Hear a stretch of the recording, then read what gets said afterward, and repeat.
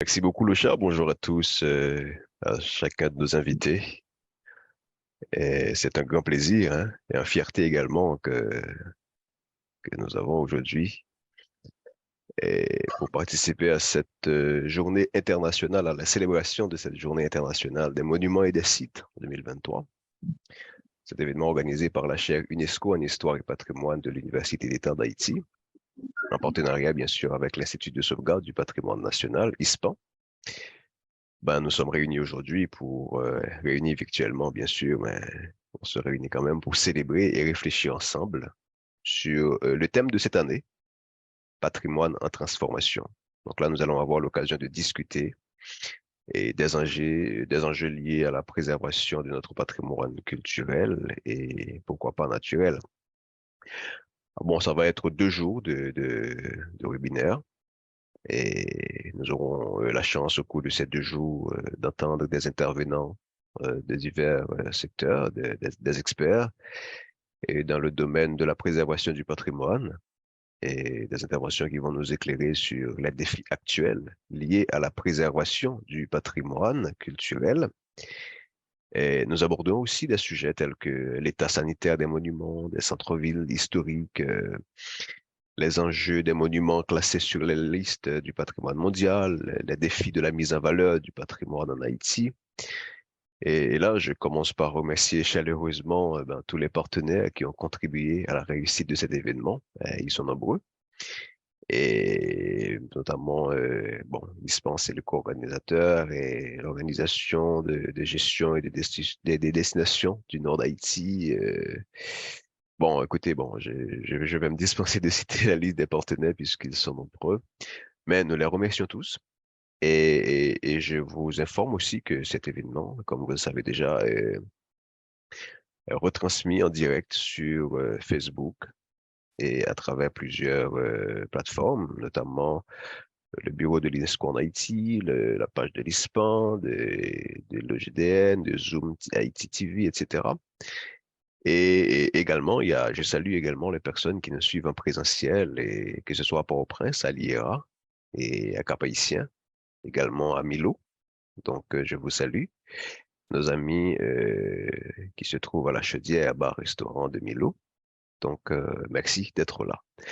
Alors, permettez rapidement que je vous présente nos différents invités qui vont faire, bon, d'abord les propos d'ouverture, notamment M. Kendrick Demesvar, coordinateur et titulaire de la chaire UNESCO en Histoire et Patrimoine, organisateur de cet événement. Je salue également M. Sterling Ulysse, doyen de l'Institut de recherche, d'études et de recherche africaine d'Haïti.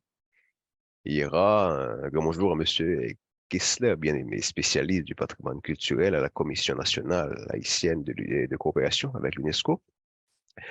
Nous avons également, pour ses propos d'introduction, M. Kadim Silla, officier en charge du bureau de l'UNESCO en Haïti.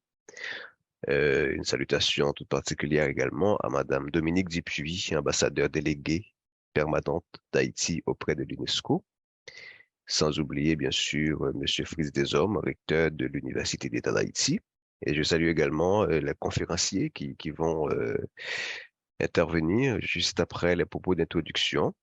Et là, c'est notamment Monsieur Mao aussi, et qui interviendra sur les monuments dans la région de l'Amérique latine et de la Caraïbe. Monsieur Lassana Sissé, qui nous parlera des enjeux des monuments classés sur la liste du patrimoine mondial, et Monsieur Patrick Durandis, et directeur de l'ISPAN, qui interviendra sur le bilan sanitaire partiel des monuments et centres et villes historiques d'Haïti.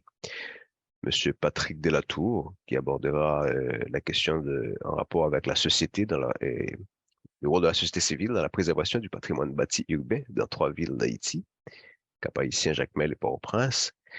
Et sans oublier, bien sûr, Monsieur Diefort Delorge, qui abordera les défis et enjeux de la mise en valeur du patrimoine d'Haïti, des patrimoines d'Haïti. Et là, il mettra l'accent sur le cas particulier de la sève, de la réserve de biosphère, la selle. Bien, comme je l'ai dit, c'est le thème de l'ensemble le thème central, hein, de l'ensemble de ces interventions. Ce sera bien sûr le thème de la célébration de la journée internationale de cette année, Patrimoine en transformation. Et je salue, je vais un instant, oui, donc Monsieur Kola, El Kola et El Kwa, Kola, désolé si je prononce mal les noms, et directeur technique de l'ISPON nous servira, va intervenir comme modérateur tout à l'heure. Donc, c'est pour vous dire que ces deux journées seront très riches et j'encourage tous les participants à poser des questions, à partager la réflexion dans les débats. N'hésitez pas à intervenir dans le chat pour faire vos commentaires et poser des questions. Et le moment venu, vous pourrez ouvrir votre micro pour vous, pour vous exprimer aussi, partager avec nous vos questions, etc. Donc, nous accorderons une attention particulière aux questions posées dans le chat. Et comme je l'ai dit, nous donnerons la parole au public sélectionné pour participer aux discussions. Je souligne à nouveau que cette journée des monuments et des sites nous donne l'opportunité de réfléchir ensemble sur les enjeux actuels liés à la préservation du patrimoine et des monuments et sur les défis qu'ils représentent. Le patrimoine culturel, je pense toujours que c'est un atout essentiel pour le développement économique et social d'une société, particulièrement d'une société comme la société haïtienne. Et en tant que nation, nous avons cette responsabilité de préserver, de valoriser ce patrimoine pour les générations futures. Encore une fois, merci à la chaire UNESCO, merci à l'ISPAN pour leur engagement vers la préservation du patrimoine culturel d'Haïti.